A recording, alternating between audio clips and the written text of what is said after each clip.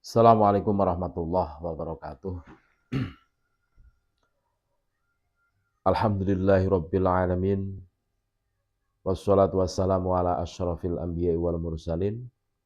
Sayyidina wa maulana wa habibina wa qurrati a'yunina Muhammadin sallallahu alaihi wasallam wa ala alihi wa ashabihi ajma'in amma ba'd. Saudara-saudaraku yang kami cintai, yang kami banggakan dimanapun Anda berada, berjumpa kembali dengan kami channel Bejo Donya Akhirat. Sak bejo-bejane wong kang lali, isih luweh bejo wong kang eling lan waspada. Tetap NKRI harga mati. Fenomena tentang nasab yang masih menjadi perdebatan, yang masih menjadi polemik, ini masih terus bergulir. Ini ada fenomena dari para muhibbin. Mereka salah satu makdirah alasannya masih percaya dengan adanya Habib dan masih nyambung dengan dzurriyyah baginda Rasulullah SAW, itu ketakutan seumpama pengakuannya itu salah. Nah, berikut ini ada pengertian siapa dzurriyyah yang asli, definisi dzurriyyah itu siapa, terus definisi orang-orang terdekat baginda Rasulullah SAW itu siapa, kan gitu tuh. Biar tercerahkan, biar tahu. Jadi pengertian qurba atau orang-orang terdekat, kerabat bahasa Jawanya, atau ahlul bait. Mencintai dan menghormati qurba atau ahlul bait atau keturunan baginda Rasulullah SAW adalah perintah memang dari Allah dan Rasulnya. Allah Subhanahu wa Ta'ala dan Rasulnya sudah memerintahkan kepada kita yang memeluk agama Islam. Di dalam Al-Quran, Allah Subhanahu wa Ta'ala sudah berfirman, A'udzubillahi minasyaitonirrajim. Bismillahirrahmanirrahim.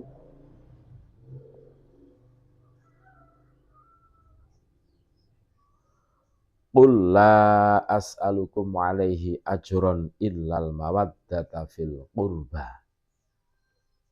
Katakanlah Muhammad, aku tidak meminta kepadamu sesuatu imbalan pun atas seruanku kecuali kasih sayang dalam kekeluargaan. Dan itu dipraktikkan oleh baginda Rasulullah SAW. Beliau itu amat kasih sayang.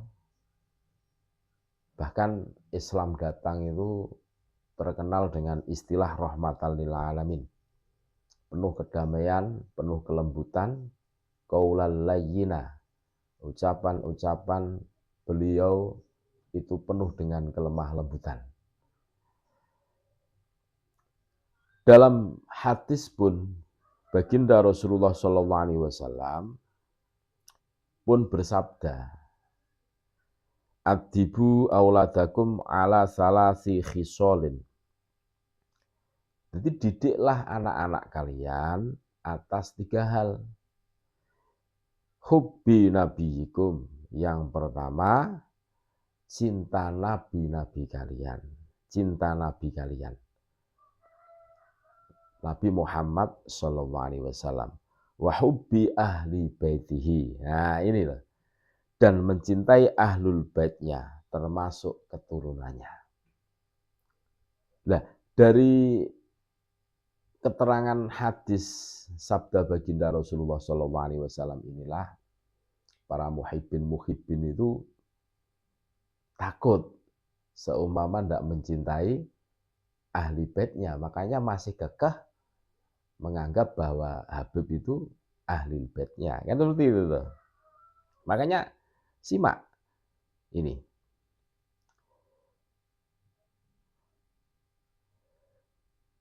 Itu yang kedua. Terus wa qiraatil Qur'ani, dan ajarkanlah anak-anak kalian membaca Al-Qur'an. Dan itu lah, membaca Al-Qur'an, diajari ngaji kan gitu loh.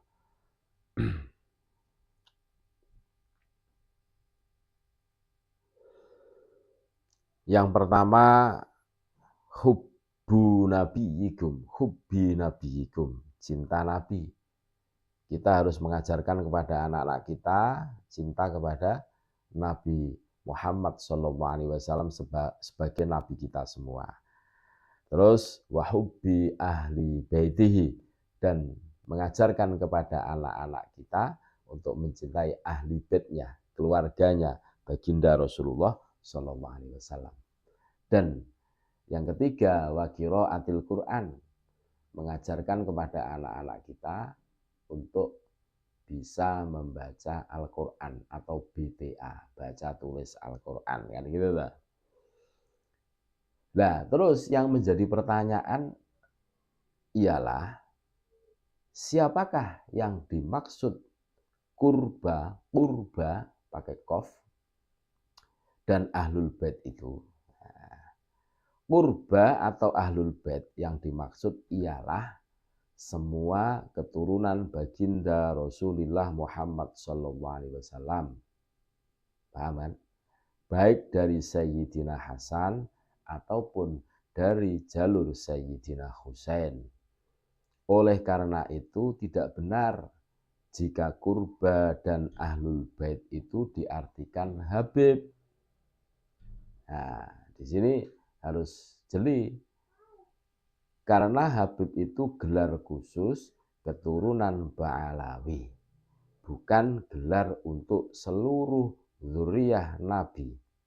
Silahkan, bisa dilihat keterangan yang ada di dalam tafsir Jalalain tentang penjelasan kurba.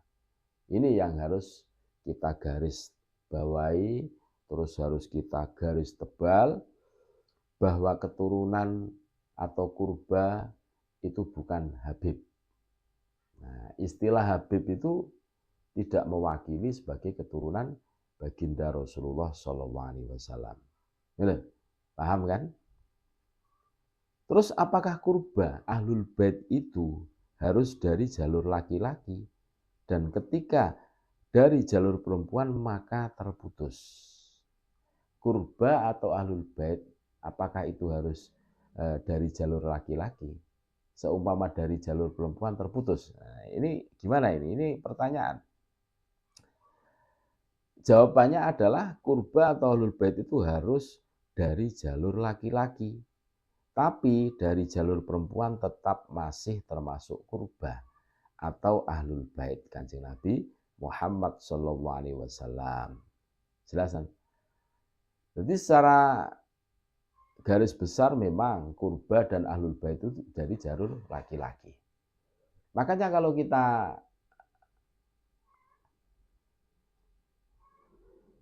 ingat cerita sejarah bahwa Nabi Muhammad SAW itu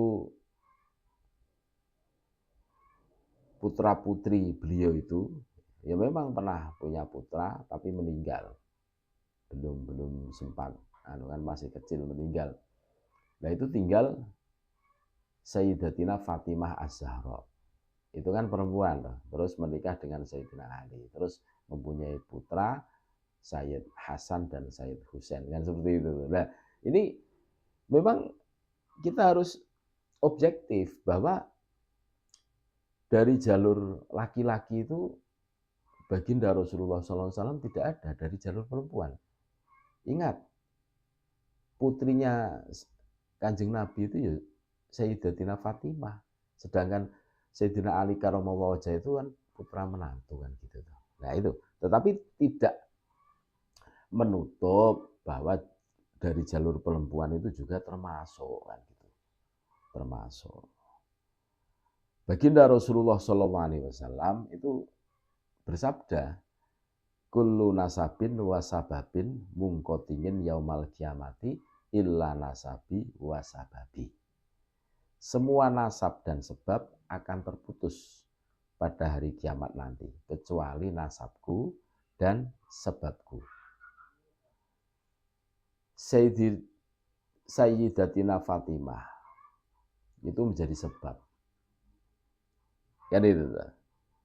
Nah, memang secara garis besar, secara dari laki-laki memang Kanjeng Nabi Muhammad SAW itu tidak ada.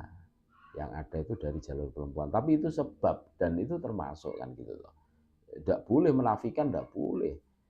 Karena yaitu kullu nasabin wasababin mungkotingin yaumal kiamati illa nasabi wasababi kan gitu. Termasuk sebab. Terus apakah Ahlul Bait itu harus dipanggil atau bergelar Habib?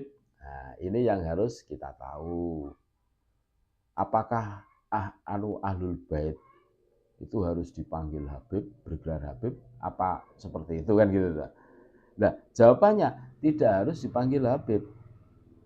Karena di Nusantara ini khususnya di Jawa banyak sekali gelar-gelar yang disandang oleh para qurba atau Ahlul Bait. Di antaranya adalah Sayyid. Kalau orang Jawa itu memanggil Y, itu. Y. Ada juga Syarif di daerah Cirebon. Itu disebut Ayib. Ada juga Lora, ada juga Tu Bagus. Bahkan dari kalangan orang-orang berilmu mereka banyak yang dipanggil kiai atau ustadz dan lain-lain. Yang jelas para ulama di Jawa ini kebanyakan dari mereka adalah keturunan Wali Songo. Tidak harus. Jelas kan? Jadi kurba atau Ahlul Bait baginda Rasulullah SAW itu tidak harus bergelar Habib. Wah, Sayyid, Syarif, terus Kiai, Ustadz, boleh jadi itu bagus, kan gitu loh. Lora, kan itu. Nah, terus bagaimana hukumnya jika ada seseorang mengaku keturunan Nabi Muhammad SAW, padahal sanad nasabnya tidak nyambung kepada beliau, baginda Muhammad SAW? Jawabannya jelas, haram. Haram, karena Kanjeng Nabi Muhammad SAW itu pernah bersabda, manidda'a ila ghairi abihi fal jannatu alaihi haramun. Barang siapa yang mengaku bapak kepada bukan bapaknya, maka surga haram untuknya. Tegas dan jelas apa sabda baginda Rasulullah SAW. Dan gitu lah. Nah, semenjak adanya tesis Kiai Haji Imaduddin tentang ketidaksambungan nasab Ba'alawi ke baginda Rasulullah SAW, ya selama tesis Kiai Imaduddin itu belum terbantahkan, ya selama itu kita haram mengaku bahwa Habib itu keturunan Nabi karena putus. Kecuali kalau tesisnya Kiai Imaduddin itu sudah bisa dibantah, yang lebih sikoh, lebih kuat, lebih kredibel. Nah, baru seumpama ada yang bisa bantah. Ya faktanya sampai detik ini tidak ada yang bisa bantah. Berarti yo selama itu pula rungkat, kan seperti itu. Karena ini manidanga ila ghairi abihi fal jannatu ali haramun. Haram orang yang mengaku-ngaku masuk surga. Terus bagaimana hukumnya membenci kurba dan Ahlul Bait? Dan apa penyebabnya seseorang membenci kurba atau Ahlul Bait? Makanya tidak boleh orang meneliti nasab karena alasan-alasan yang di situ itu syar'i. Contoh, orang fenomena sekarang, orang yang mengaku dzurriyyah tapi perilakunya itu bertentangan dengan ajaran Islam. Kan dipertanyakan, setelah ditelusuri ternyata ya masalah nasabnya kan gitu. Nah itu bukan yang ini, bukan yang kategori ini. Bagaimana hukumnya membenci kurba dan ahlul bait dan apa penyebabnya seorang benci kurba atau ahlul bait. Jadi sekali lagi Kiai Imaduddin dan teman-teman semua itu tidak membenci dzurriyyah atau kurba. Jadi framing mereka yang mengatakan seperti itu. Nah ini jawabannya jelas, hukumnya itu haram. Karena termasuk idza. Idza itu apa? Menyakiti. Dan seseorang tidaklah membenci ahlul bait kecuali karena salah satu dari 3 hal. Sebagaimana telah dijelaskan dalam suatu hadis. Akhraja Ibnu Adiyin wal Baihaqi fi Sya'bil Imani atau fi Syu'bil Imani. Dan ngaliyin radhiyallahu an qala Rasulullah sallallahu alaihi wasallam malam ya'rif haqqo ijrati wal ansori fahuwa la ihda salasin imma munafikun wa imma lazaniyatun wa imma li ghairi tahurin yakni hamalathu ummu ala ghairi tuhrin. Ibnu Adi dan Al-Baihaqi dalam Sya'bil Iman atau Syu'bil Iman meriwayatkan sebuah hadis dari Sayyidina Ali karramallahu wajhah yang berkata bahwa Rasulullah SAW pernah bersabda, Kanjeng Nabi, barang siapa yang tidak mengetahui hak keturunanku, ingat keturunan Kanjeng Nabi ya apapun panggilan dan gelarnya, mereka termasuk para keturunan Wali Songo, bukan yang lainnya. Banyak. Dan kaum Ansor berarti ia termasuk salah satu dari 3 golongan berikut. Yang pertama bisa jadi ia orang munafik karena tidak percaya sih. Yang kedua bisa jadi dia anak zina. Terus yang ketiga bisa jadi dia anak yang lahir dari seorang ibu yang dikumpuli oleh suaminya dalam keadaan haid atau tidak suci gitu. Munafik, anak zina, atau ibunya itu lagi tidak suci atau haid. Ini sabda baginda Rasulullah SAW. Andaikan Ubaidillah itu benar-benar putra dari Ahmad bin Isa al-Muhajir, tetap saja mereka itu salah. Karena apa? Karena sudah mentiadakan banyak keturunan Kanjeng Nabi yang lainnya. Dan satu-satunya cara untuk membuktikan secara ilmiah ya tes DNA. Bagaimana ada oknum Habib yang di situ itu jelas dan dipubliskan mengatakan bahwa Trah Wali Songo dari jalur ayah itu putus. Kalau ada orang zaman sekarang mengatakan keturunan Wali Songo, berarti bohong orang tersebut. Karena keturunan Wali Songo dari jalur ayah putus. Adanya dari jalur ibu. Nah, saya mendapatkan ini dari surat resmi. Nah, pada saat dimintai klarifikasi malah marah-marah. Ini kebenaran yang harus saya jaga. Saya tidak mau sekecil apapun. Saya tidak akan mundur, tidak akan mencabut statement saya. Nah, ini sudah blunder ini, blunder. Berarti menafikan dzurriyyah baginda Rasulullah SAW dari selain golongannya. Masih diikuti seperti itu, kan gitu tuh. Semoga kita bukan termasuk para pembenci dzurriyyah Kanjeng Nabi Muhammad SAW. Ingat, dzurriyyah Kanjeng Nabi Muhammad ya bukan habaib. Bukan habaib, mereka hanya mengaku-ngaku saja keturunan Nabi. Istilah habaib itu mereka saja yang mengakuisi, mengatakan. Dan semoga antum semua faham dengan cuplikan kecil ini. Kami cinta kurba dan kami cinta ahlul bait. Makanya kami minta bukti ilmiah agar kami mencintai orang yang tepat. Tetap salam waras, salam NKRI harga mati. Assalamualaikum warahmatullahi wabarakatuh.